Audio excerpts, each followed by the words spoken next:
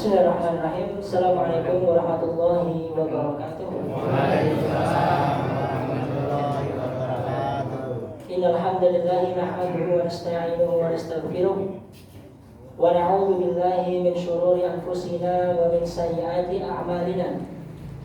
May yahdihillahu fala mudilla lahu wa may yudlilhu fala hadiya lahu. Asyhadu an la ilaha illallah wahdahu la syarika lahu wa asyhadu anna Muhammadan 'abduhu wa rasuluhu la nabiyya wa la rasula ba'dahu. Allahumma shalli ala nabiyyina wa habibina maulana Muhammadin sallallahu alaihi wasallam wa ala alihi wa ashabihi wa man sanna bi sunnatihi ila yaumiddin.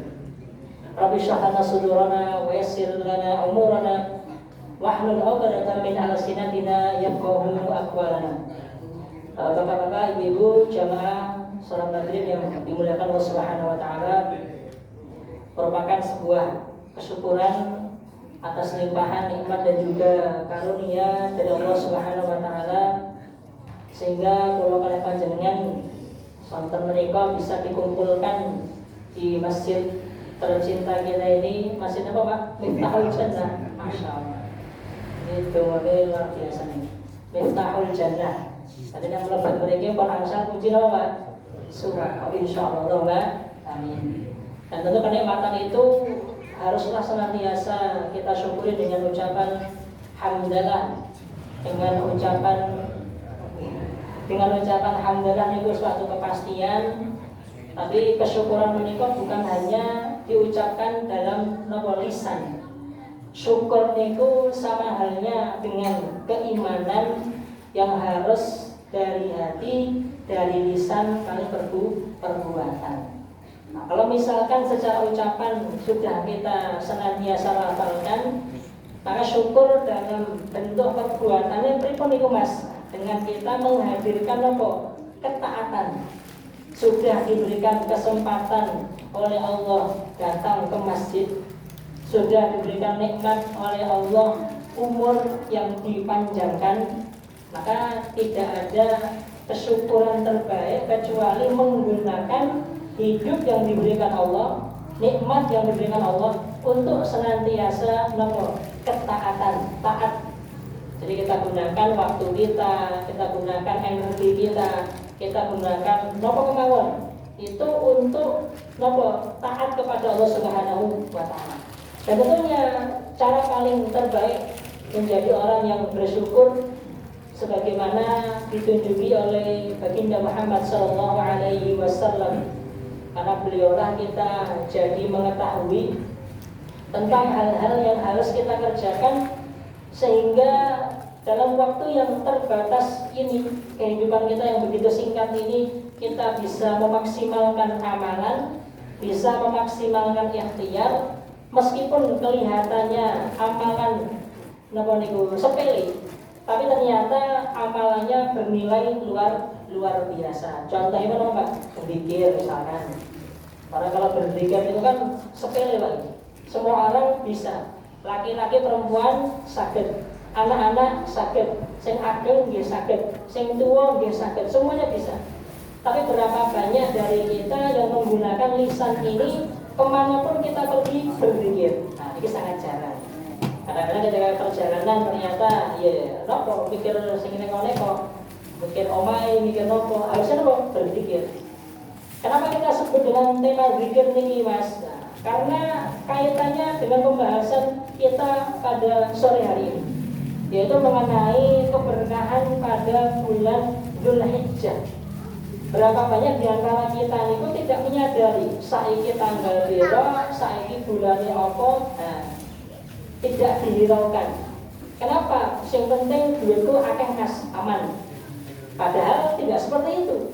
Allah ini Bapak sekalian menjadikan orang beriman itu senantiasa mengingat yang namanya masa, waktu.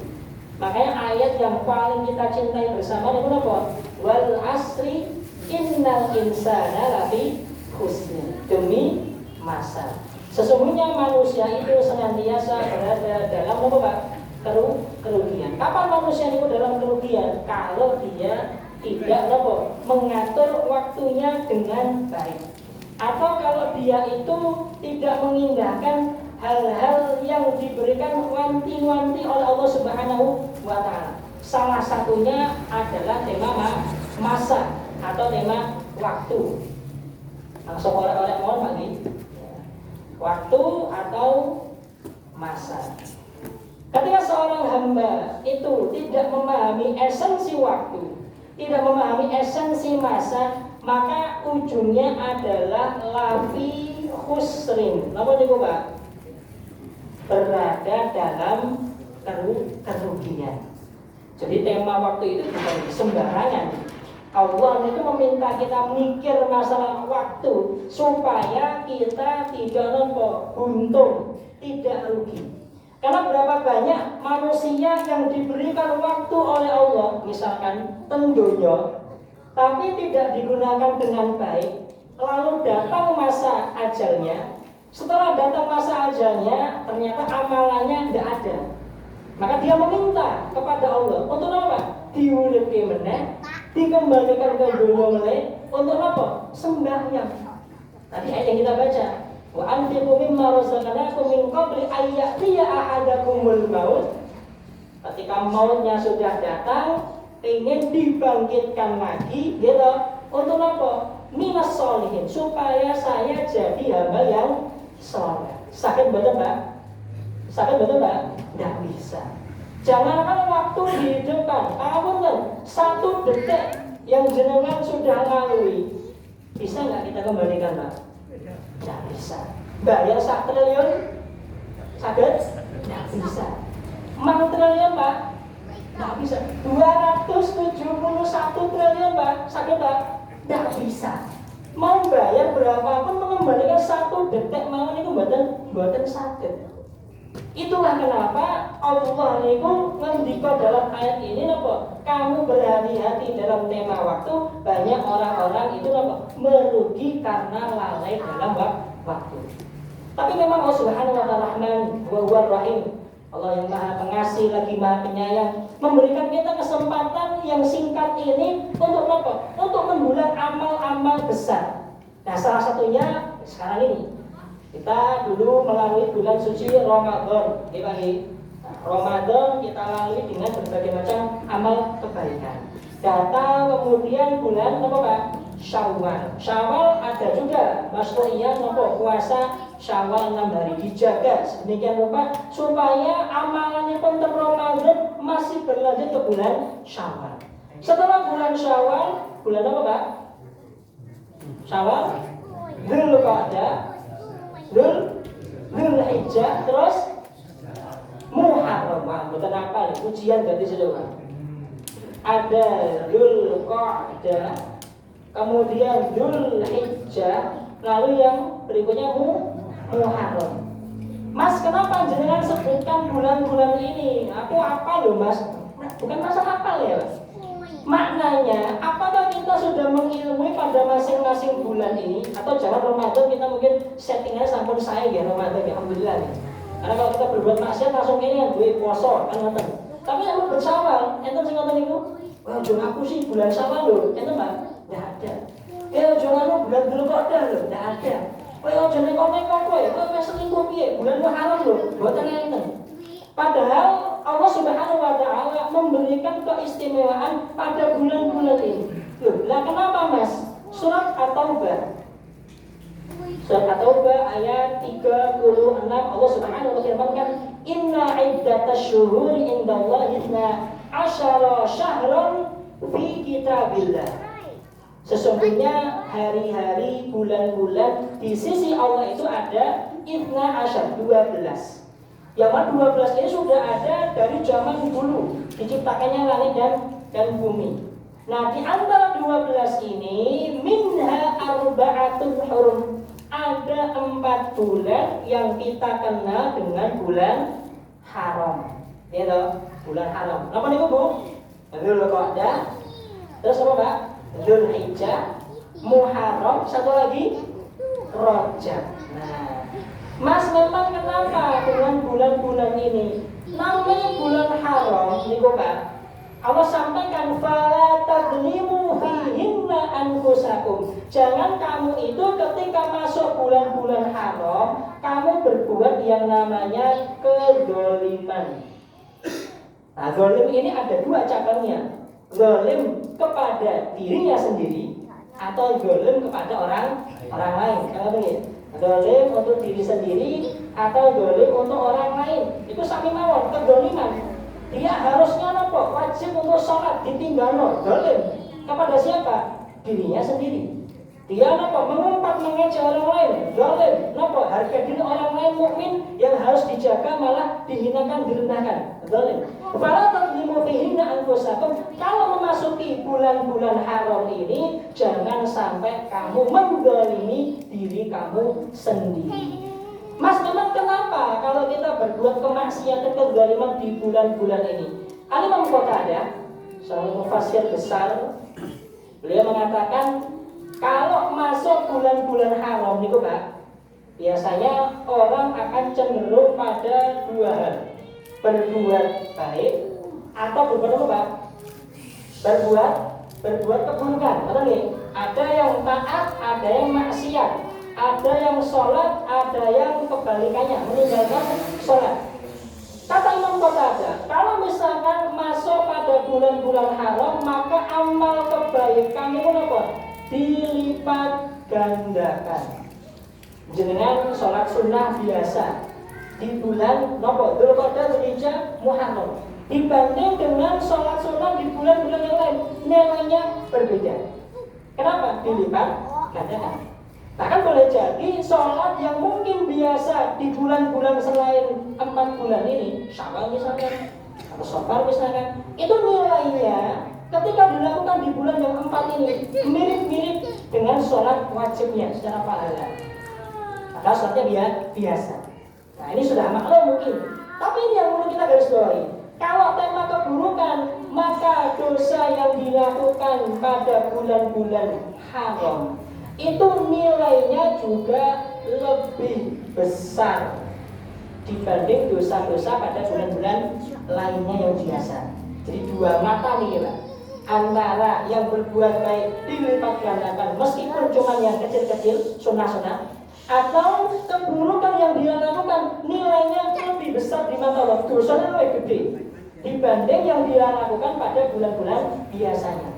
Jadi ketika jenengan itu melewati bulan Ramadan, ada Syawal, Dzulqa'dah, Dzulhijjah, Muharram, Allah itu memberikan apa? Fasilitas supaya settingan kita di bulan Ramadan itu terjaga 4 bulan selanjutnya. Bukankah ketika Ramadan rasa dikon ngaji, pengaji Pak? Masya Allah. Bukankah ketika bulan Ramadan, sholat tarawih, sholat malam kita jalankan setiap malamnya? Terus ya, alhamdulillah. Apakah kita lakukan di bulan yang lain? Itu ada, badan apa gitu? Mungkin mas, alhamdulillah. Bisa entok tapi, nah yang lainnya bagaimana? Maka ketika seseorang itu memahami kebaikan di bulan-bulan haram dilipat gandakan, maka ketika dia masuk bulan Dzulqa'dah, masuk bulan Dzulhijjah, masuk bulan Muharram, memahami konsekuensi ini, dia akan menjaga dirinya untuk taat dan menjaga dirinya meninggalkan maksiat. Jadi ini fasilitas yang Allah berikan kepada kita untuk apa? Menjaga ritme kita dalam ibadah bagi yang memaknai dan memahami. Tapi kalau misalkan settingan dasarnya apa? Ranggagas masalah waktu, ranggagas tanggalan, penting tanggalnya loro mas, debit kalau kan debit gempur, selesai. Tidak akan kenal dengan ini. Tanggalannya loro mas, assalamualaikum dan wassalamualaikum, atau misalkan apa kerjaan atau segala macamnya, ya sudah, berarti dia tidak akan kenal dengan tema-tema seperti ini. Oleh karena itu Allah sampaikan, qul hal yastawil ladzina ya'lamuna wal ladzina la ya'lamun. Itulah kenapa orang berilmu itu memiliki tingkat lebih tinggi daripada orang yang tidak berilmu. Kenapa? Karena dia tahu jalan pintas, jalan tol. Dan jadi memiliki dugi Kartosuro misalkan, kan kita tahu jalannya, kanan kirinya belok segala macamnya. Tapi kalau kita disediakan jalan tol, langsung ke tujuan. Nah, itulah ilmu. Amalan yang kelihatannya sederhana, kan sami sholat sunnah, zikir biasa.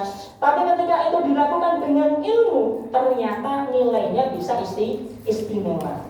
Maka Bapak Ibu sekalian, mulai dari sekarang jangan hanya ningali tanggal siji tok, awal bulan atau akhir bulan. Ampun, kita pelajari bulan-bulan dalam tanggalan Islam itu nopo kemawon, dan pada tanggal-tanggal berapa saja atau bulan mana aja yang ada keistimewaannya. Secara umum ya, masuk Dzulqa'dah, Dzulhijjah, Muharram itu sangat istimewa. Mas, kan pembahasan kita tentang bulan Dzulhijjah. Baik.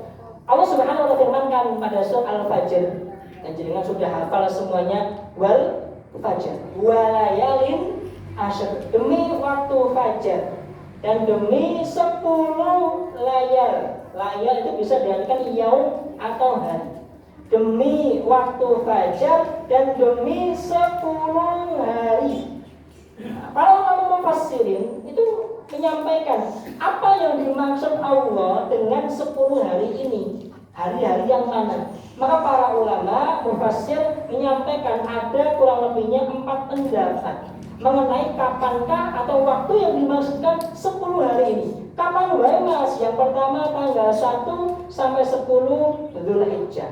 Yang kedua 1 akhir bulan suci Ramadan, 10 akhir Ramadan. Yang ketiga 10 awal Ramadan.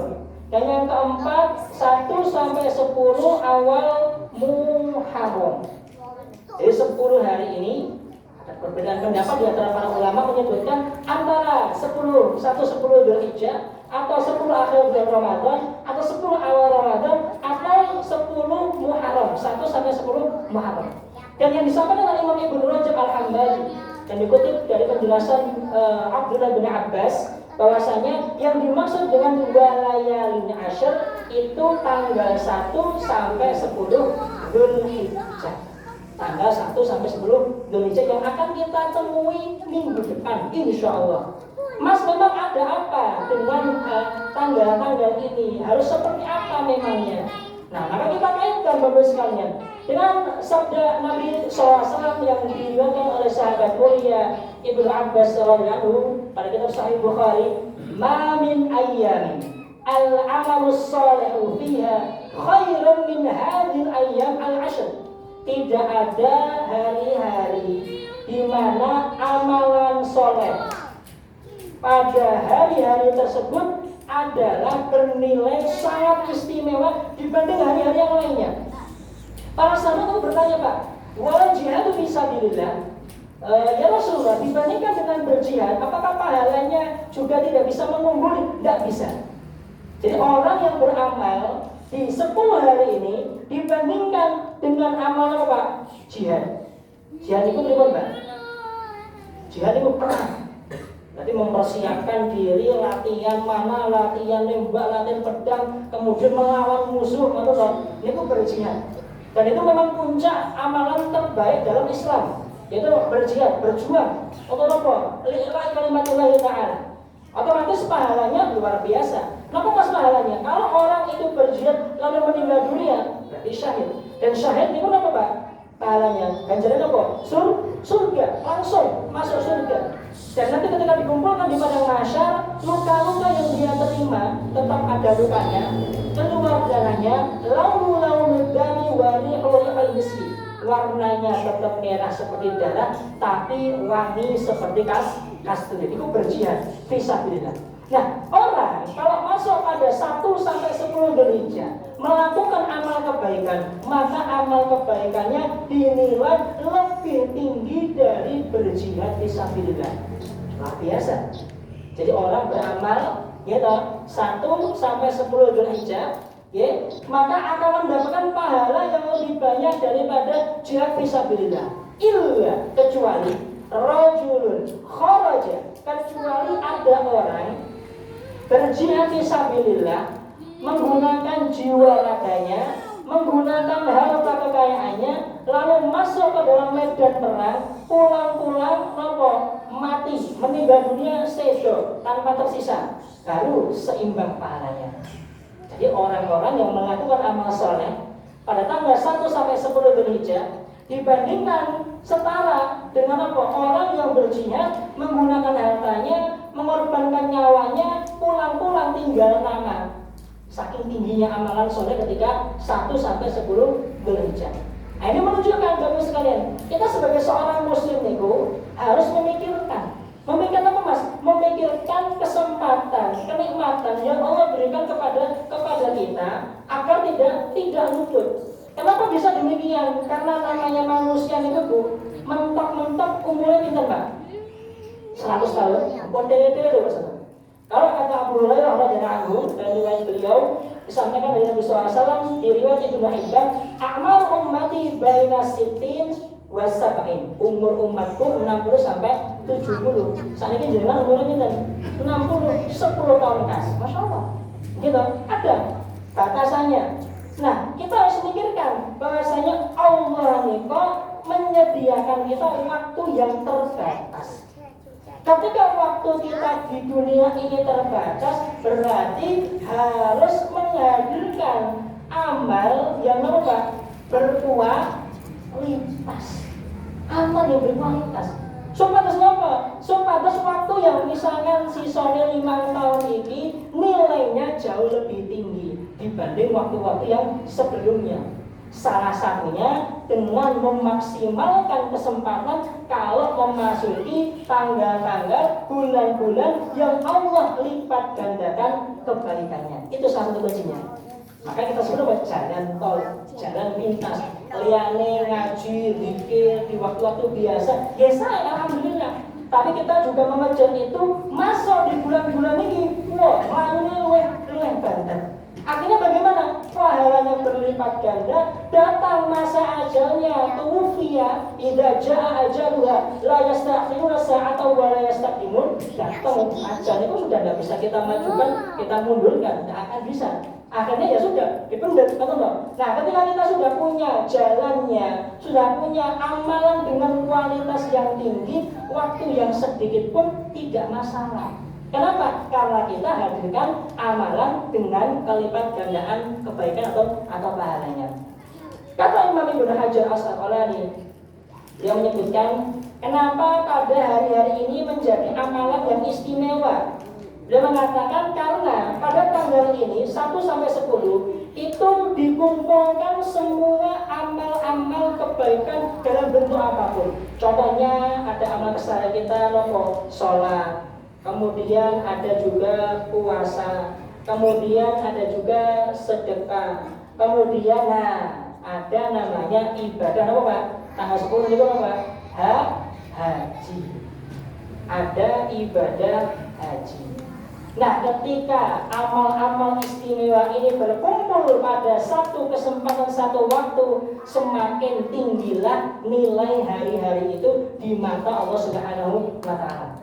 Maka ketika jenengan melebat tanggal setunggal harus berusaha mencari, memaksimalkan kualitas amalan apa saja yang bisa kita lakukan. Supaya apa? Supaya waktu yang tersisa sedikit ini, kan kita tidak tahu ajal kita itu kapan datangnya.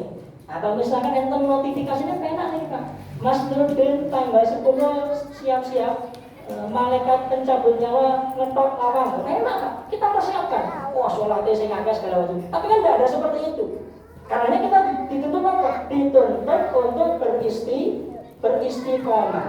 Atau kalau tidak, kita mencari yang ini cheat curang, apa bukan curang, tapi dalam artian kita memiliki ilmunya.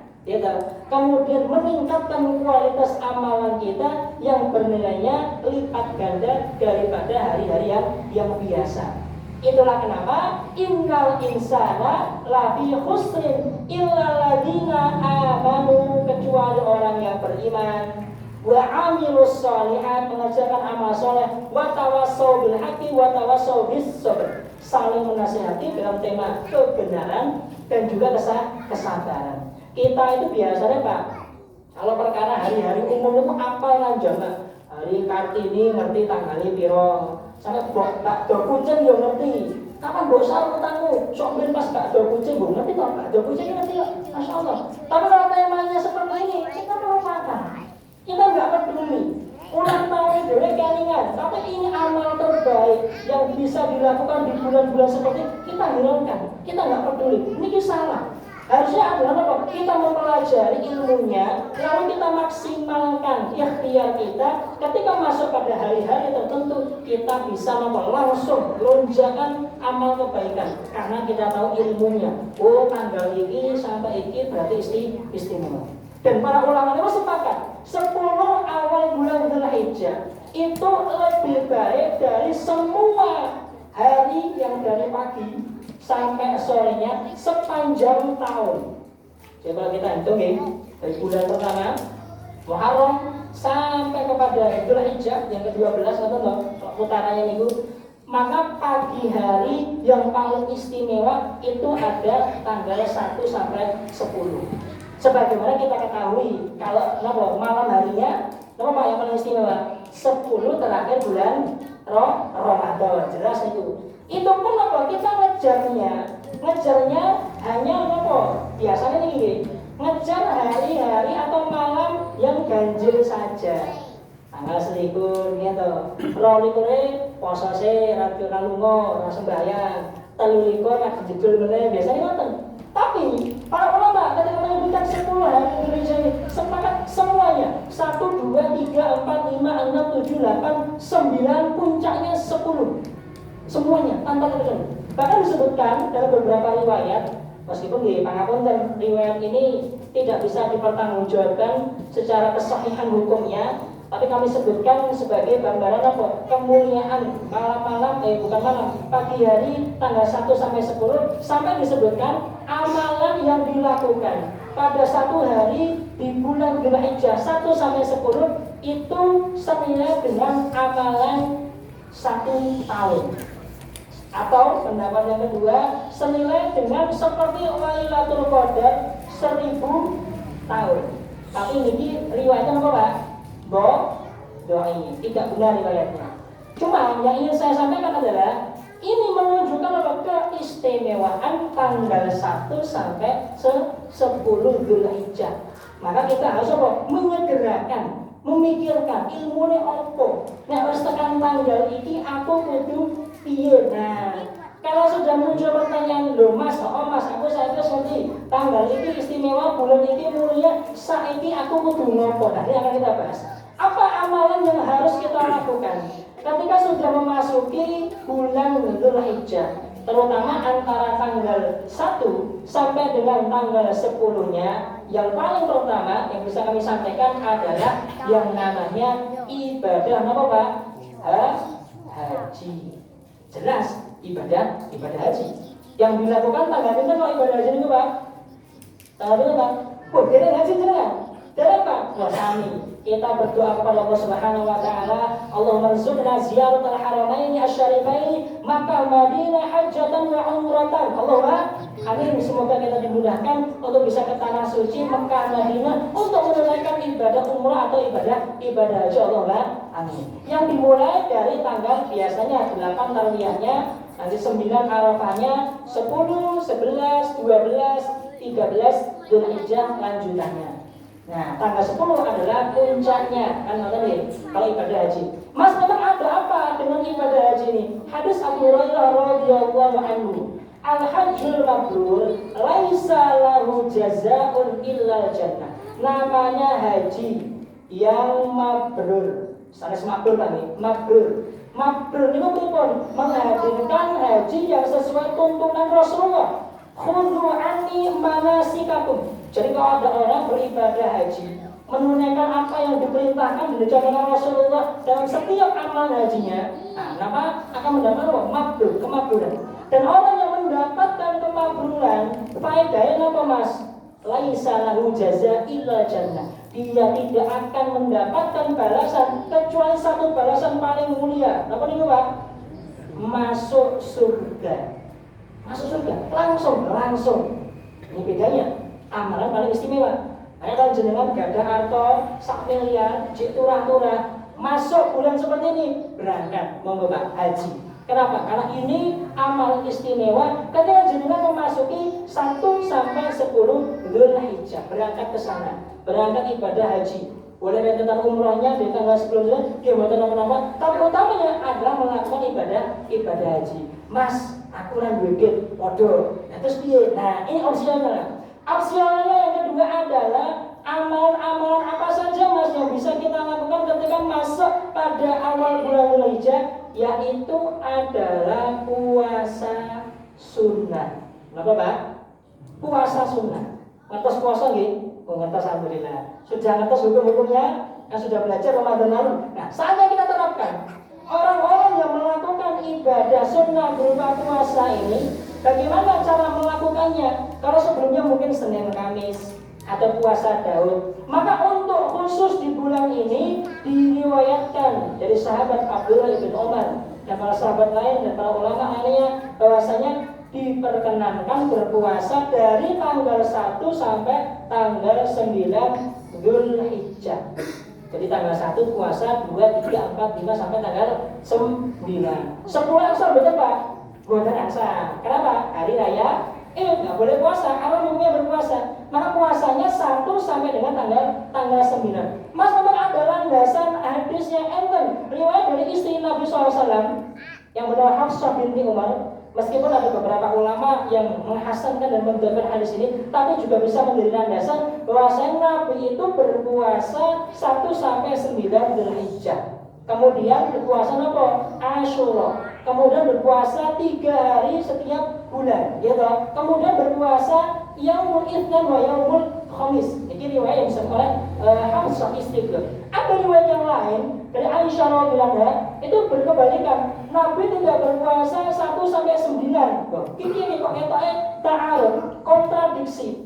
Maka Imam Ahmad bin Hanbal, kemudian para ulama-ulama setelahnya menghadirkan jawabannya, kenapa Nabi kalau misalkan tanggal ini tidak berpuasa, biasanya Pak, ketika masa diturunkannya syariat Islam, Nabi itu akan memilih menahan diri dalam beramal supaya umatnya tidak diwajibkan. Contoh yang real yang belum pernah jenengan pelajari, misalkan ketika Ramadan itu Nabi berjamaah tarawih berapa kali Pak? Apakah setiap malam? Enggak, hanya 3 kali saja. Jadi Nabi bersama sahabat sholat qiyamul lail, ya selainnya sendiri-sendiri. Tapi berjamaah di Masjid Nabawi itu hanya 3 kali saja, 3 kali waktu. Kenapa? Karena Nabi takut kalau misalkan hendak dino sholat turun kewajiban kepada dari Allah untuk manusia, ayo kowe kudu sholat tarawih, mumet Pak. 30 hari wajib ribut. Wah bahaya Mas, tak kuat. Asing 5 kali sehari tele-tele apalagi 30 full. Maka Nabi itu senang. Untuk apa? Untuk menghindarkan kesulitan bagi umatnya. Asal-asal gini. Kenapa Nabi tidak berpuasa pada hari-hari ini? Supaya tidak turun kewajiban kepada kita.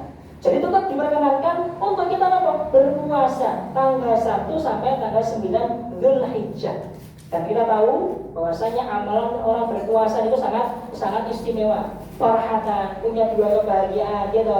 Kebahagiaan ketika berbuka dan kebahagiaan nanti bertemu dengan Allah Subhanahu wa taala. Abape, apunten, bau mulutnya seperti apa Pak? Tahu Pak? Misk kasturi, wangi, parfum itu bau mulut orang yang berpuasa. Tapi jangan apunten mentang kasturi. Wah, ya ampun. Itu nanti dari Allah Subhanahu wa taala. Intinya adalah amal pertama yang bisa kita kerjakan adalah berpuasa sunnah dari tanggal 1 Dzulhijjah sampai tanggal 9-nya. Mas, aku rakuan Mas. Tekan sangang dino iki waduh, aku kerjane kayak gorong-gorong iki Mas. Aku kerjane nang pasar iki Mas. Aku kerjane nopo botol dadi omah iki Mas. Terus iki minimal Bapak Ibu sekalian, yang ketiga puasa Arafah. Apa Pak? Puasa Arafah. Mas, kenapa disebut dengan Arafah? Karena pada hari ini kaum muslimin yang sedang berhaji berkumpul tanggal 9 itu terbuka Pak, padang Arafah. Untuk melakukan apa? Wukuf. Dan ini merupakan rukun dari ibadah haji. Al-Hajju Arafah. Namanya haji itu harus wukuf di Arafah.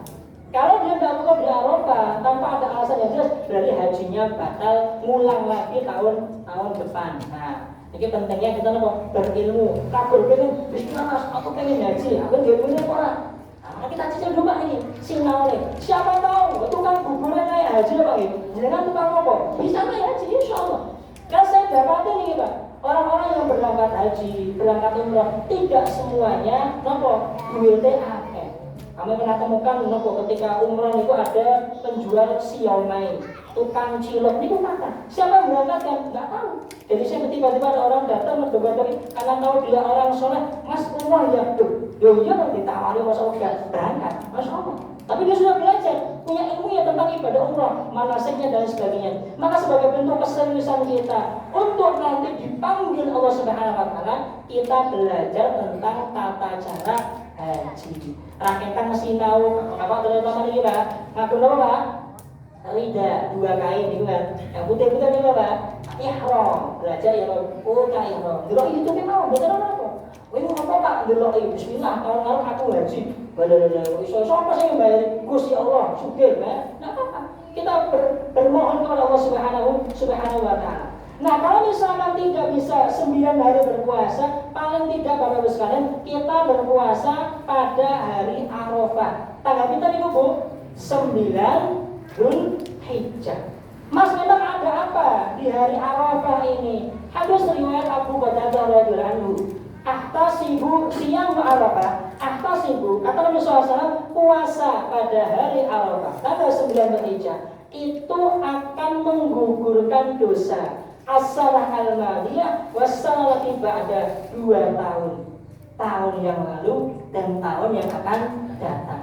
Jadi kalau orang itu berpuasa tanggal 9 Dzulhijjah, dia mendapatkan ampunan Allah Subhanahu wa taala 2 tahun. 1 tahun yang lalu, 1 tahun yang akan datang. Masya Allah, luar biasa. Jadi kita berpuasa 1 hari bisa mendapatkan ampunan 2 tahun Pak. Ini ilmu. Dibanding untuk aku pendampingnya, ya itu bagus, tidak ada masalah. Masya Allah ditingkatkan istiqomahnya. Tapi kalau jangan punya ilmunya, ternyata ada hari-hari istimewa yang kalau jenengan lebih istiqomahkan lagi, pahalanya lebih istimewa. Itu contohnya. Puasa bersang dino, dosanya diampuni pinten Pak? 2 tahun. Masya Allah.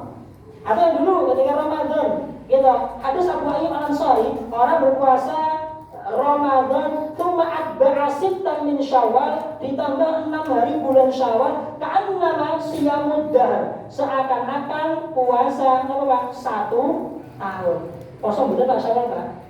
Betul, aduh gila Pak. Balik nanti pun bayar, buatnya sakit. Nah inilah lebih khusrin. Ketika orang tidak mengetahui dan waktunya sudah berlalu, kecewa.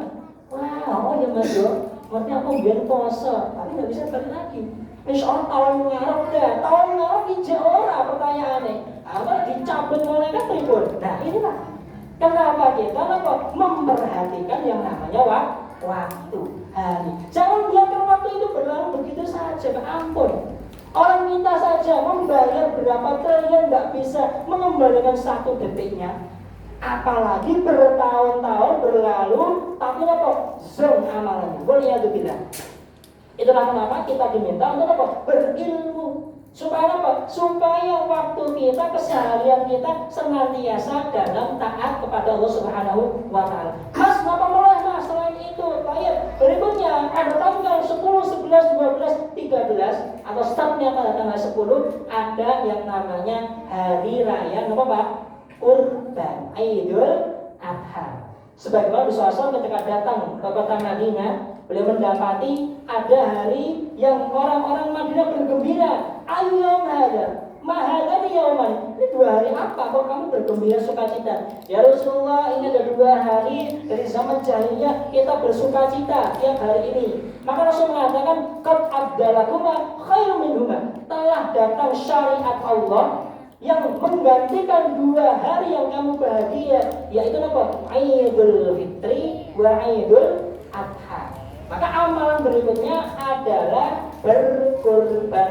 Apa Pak? Kurban. Mas, memang Nabi kurban, dia Pak berkurban. Dalam riwayat Anas bin Malik radhiyallahu anhu, Nabi itu apa? Doha, kabsyaini amlahaini akronaini. Nabi itu berkurban dengan apa Pak? 2 kambing lemu-lemu, wah mantap banget pokoknya bertanduk. Ini menunjukkan apa? Beliau menghadirkan keteladanan dalam bentuk kurban. Maka jenengan kalau gadah harta ojo disimpan, Pak. Gunakan separuhnya untuk kurban. Saat ini memang apa nih? Fenomena yang ada itu lucu. Ketika orang melihat handphone terbaru, mobil yang paling anyar, motor paling jahut, dia berusaha bagaimana caranya bisa membeli mobil itu, membeli motor itu, ganti HP nih. Tangan tuh Pak. Dan harganya mungkin mau belasan juta, puluhan juta. Sama nih, ditabungi sidik-sidik, akhirnya suatu iPhone 15 Pro, 15 juta, Masya Allah. Tapi ketika harus kurban, ada kurban muter-muter, ayo Pak kurban Pak, pira mas regane 3 juta, kok larangan dong, Masya Allah. Tunggu HP 15 juta, wah diupayakno, awal esok sore mending kerja, dipan apa kurban, 3 juta tok, iki kelima iki, cek mikir, Masya Allah. Inilah kenapa latih muslim. Orang-orang yang tidak memperhatikan visioner hidupnya untuk masa yang akan datang, enggak, memang HP itu penting. HP itu untuk menjaga komunikasi kita dengan orang lain. HP itu untuk telepon, menyambung tali silaturahmi dan lain sebagainya ketika di dunia. Tapi ketika jenengan itu berkorban, Masya Allah, korban ini akan menjadi tunggangan masuk ke surga. Gimana? Tunggangan masuk ke surga, tidak sepele. Maka amal yang bisa kita kerjakan pada bulan atau ketika tanggal 1 Zulhijjah adalah dengan apa? Berkurban. Mas jujur wae Mas, jadi aku ya pengen kurban. Tapi dua kantong kanan kiri belakang depan ini katanya kosong nih, terus aku kudu piye to? Kita masuk pada amal yang kelima. Napa niku Mas amal yang kelima? Zikir. Wah. Kenapa Pak? Dikit bahas cocok lagi ya Pak. Insyaallah lakoni. Nah, niki Pak. Nabi SAW itu bersabda dalam riwayat hadis Ibnu Umar radhiyallahu anhu, mirip dengan hadisnya Ibnu Abbas yang tadi kami sampaikan, cuma di akhir ditambahin fa'aktiru fiha at-tahlila wa takbira wa tahmid. Kamu perbanyak ketika masuk tanggal-tanggal ini, maka berupa ucapan tahlil la ilaha illallah, ucapan takbir Allahu akbar, ucapan tahmid alhamdulillah, memperbanyak berzikir kepada Allah Subhanahu wa taala. Jadi masuk tanggal 1, ingat deh, kalau bulan Dzulhijjah itu pergantiannya kapan Pak? Ketika apa? Tunggu Pak.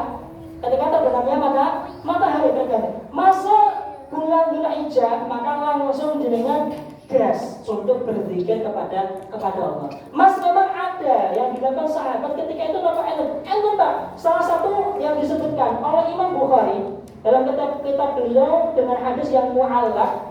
Di situ dinukilkan bahwasanya sahabat mulia Abu Hurairah radhiyallahu anhu dan juga sahabat mulia Ibnu Umar radhiyallahu anhu.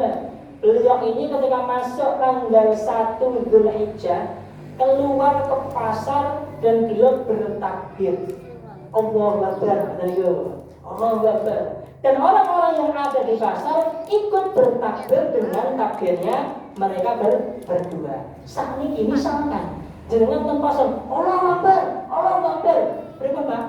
Orang gendeng, subhanallah. Ini kenapa? Karena kita terjauhkan dari apa Pak? Ilmu. Ternyata ada pembahasannya bahwasanya sahabat Abu Hurairah Ibnu Umar pergi ke pasar bertakbir.